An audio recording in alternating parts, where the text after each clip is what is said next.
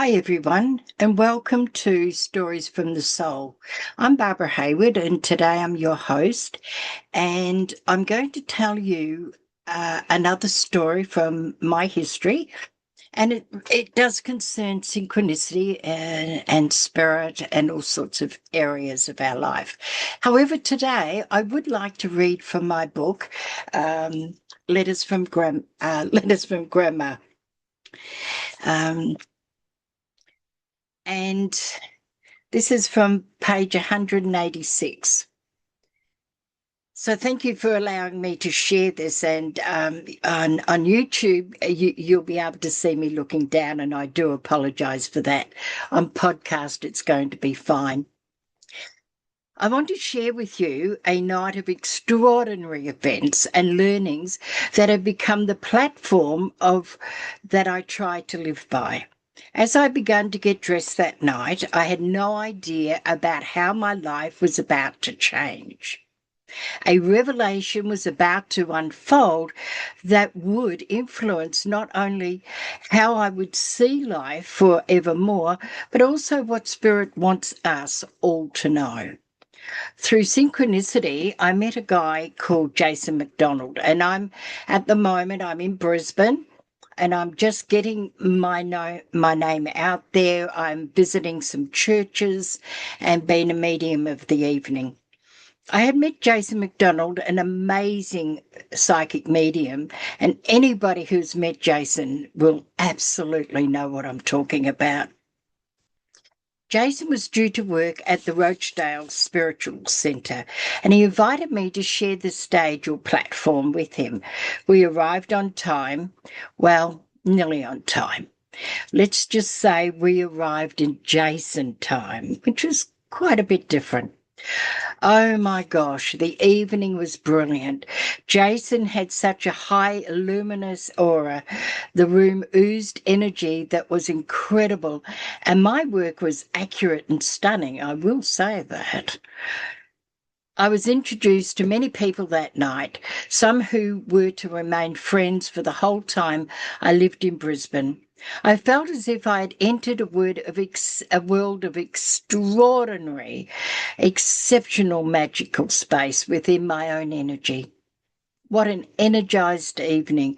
I knew I would never forget the experience, but how little did I know the real reason I would never forget it.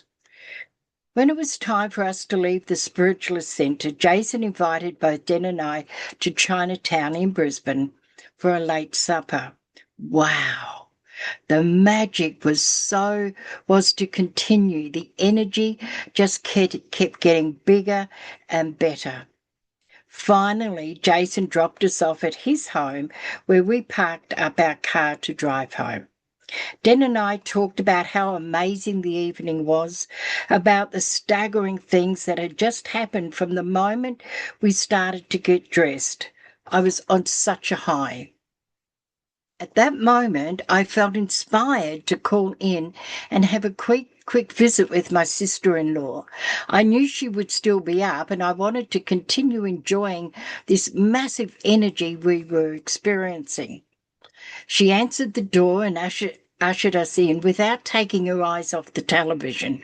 And we've all had those experiences. She apologized and asked, would we mind if she watched the end of the movie as it only had 10 minutes to go? Of course, you keep watching, we stated. As I sat inside my own built up magical energy, I observed what was going on around me. Sue was in her bedclothes. The used plates from dinner were still on the coffee table in the lounge room, and the movie was a thriller about a young woman who had been attacked and I'll let you fill that answer in. The accused went to court and was found not guilty. And now he was pursuing her in her own home, obviously to harm her. The music was dramatic, the tension was massive, and the focus from Sue was very intense. As I sat there quite bewildered, I was asking myself, why had I been directed by Spirit to call into Sue's place after such an extraordinary night? What was the point of being part of this disempowering energy that was the total opposite of what I had been embracing all evening? My spirit people spoke to me, and it all made sense. The movie finished in its own predictable and climatic way, and I felt I didn't need to be there any longer. However, and I'm sure you've been in a situation like this before, however, we couldn't just get up and leave. We had to stay for coffee. As it often does when I work spiritually like this, the energy suddenly drops and I become very tired. I knew it would be wrong to talk to Sue about the evening we had just experienced, as she was still engrossed in the energy of her movie that so we said goodnight. As Dan started to drive, he asked me, what was that all about? That was such a strange end to an amazing evening. The reply I was given was this. Sorry. I replied, well, as I was sitting there observing everything, the dirty dishes, Sue in her bedclothes, and that particular movie, I asked my spirit people what was going on. The reply I was given was this. You know, Barb, some people go out and make their own stories, their own movies, whilst others sit at home and watch the movies other people have made. Which one are you going to do? At that moment, I got it. It wasn't just a movie. It was a movie of horrifying death and abuse. Apparently, I needed to see two events that were so conflicting to each other, or I might not have had the revelation I was supposed to have.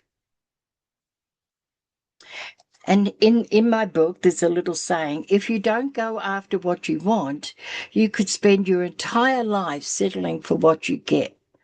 Mo Stengel wrote that. Life is exactly like that. We either make our own movies, we watch movies that others have made, or we take part in other people's movies. And we get redesigned small roles because we believe we have no control in our lives. I have made some box office hit movies, but I do also admit I've made some very poor B movies, B-grade movies, ones that I have not been very proud of. The scary part is that I have not only produced these B-grade movies, but I have directed and played and had the starring role. I have recently discovered that I have the ability to make more box office hits than my B movies. Life isn't about just getting up or accepting our lot. As my mother used to say, life is about experiencing all the wonders, the good, the hard, and the amazing, by discovering and being our magnificent selves.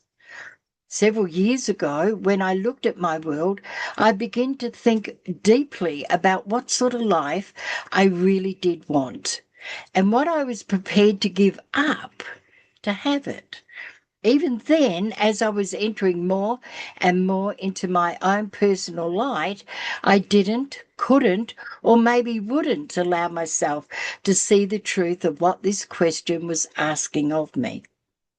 Often we need time for the step-by-step process to unfold, for the new knowledge and possibilities to be assimilated within us. This, in turn, allows us to change from who we have become to who we were meant to be by divine right.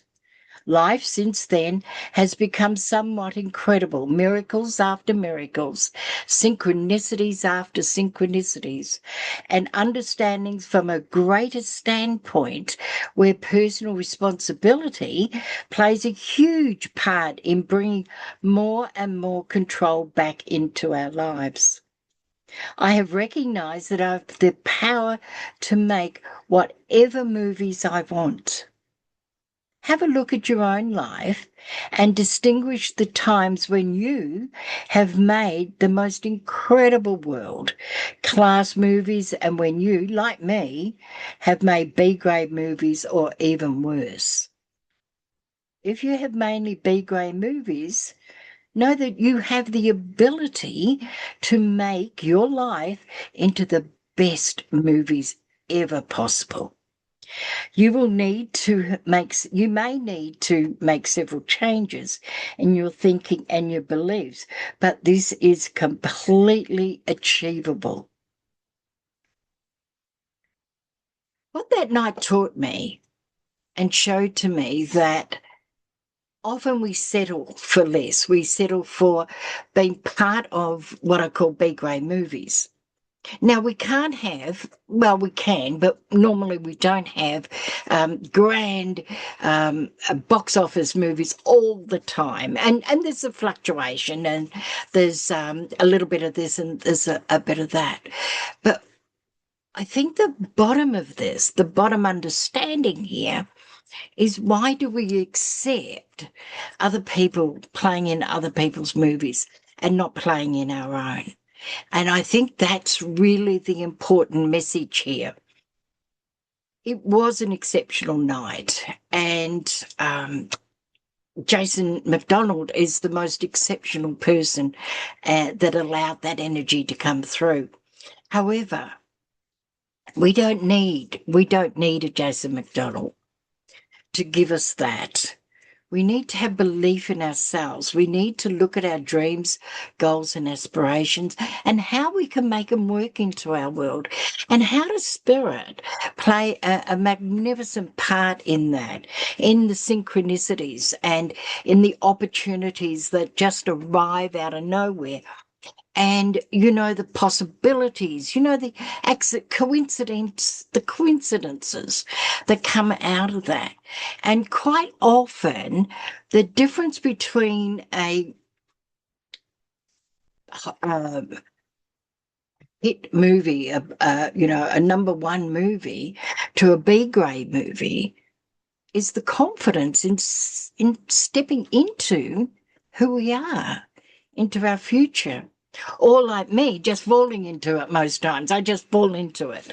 And I have done that most of my life. But there's been a little bit of structure behind it. So the message I want to give you here is be consciously aware of what you're putting out. Be consciously aware of your thoughts of negativity or magnificence. And both take the same energy.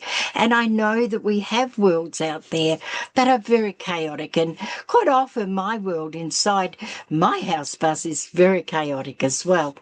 But we try and we maneuver and we work around so that the goodness can come in. And it doesn't take much. It doesn't take much. It is easy. Well, no, it's simple to do, but it's not necessarily easy to do. It takes practice. It takes an awareness. It takes an open mind to look at the things that we attract in our world, the experiences, the situations, and the opportunities. Contact me. Let me know. What do you think? Leave a comment. Subscribe, follow, and there'll be more stories. This is one that I wanted to share with you for ages, and it's one that whenever I think about it, it just brings a smile to my face the evening, and then it's dynamic opposite within the same 3 hours, and the lesson I had to learn out of that. I hope you enjoyed that story. Sorry, I was looking down for the people who could see me and I was reading out of my book. And until next time, ka kite anō.